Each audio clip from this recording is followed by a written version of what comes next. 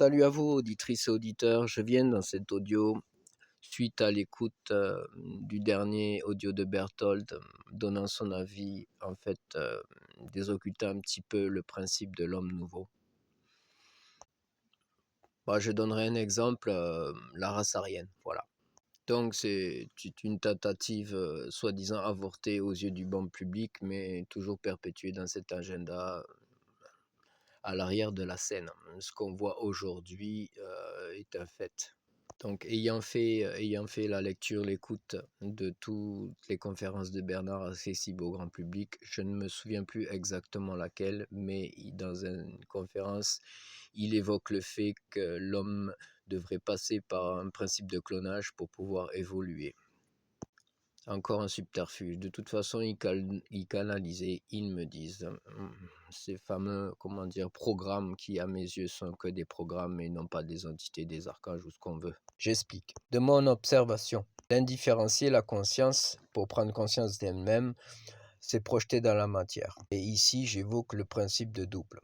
Le double serait, à mes yeux, la première partie, c'est-à-dire le diabole. Le symbole, c'est en quelque sorte la matrice. La création d'un cercle, une bulle. Le diabole, ce serait la division de cette bulle en deux parties, ce qui ferait le double. Mais ce double ne serait que la première partie de l'homme, en quelque sorte, et non pas l'ultime gardien du seuil, en quelque sorte, car il n'y a aucun seuil à passer, ou en soi. Pourquoi je n'enthétise plus, et je remercie Berthold, car ceci m'a ouvert les yeux. Pourquoi je parle de programme?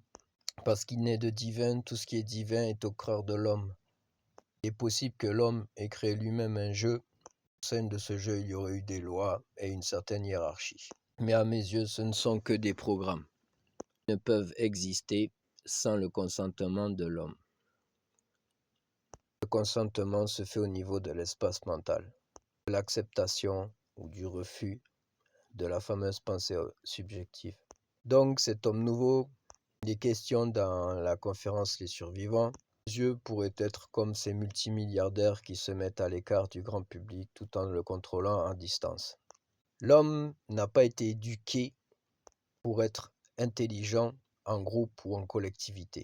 Il est soumis à une hiérarchie, dominatrice en quelque sorte.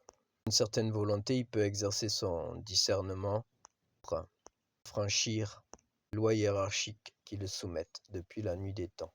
Du supramental, si vous vous désabonnez, je vous en remercierai grandement. Au revoir.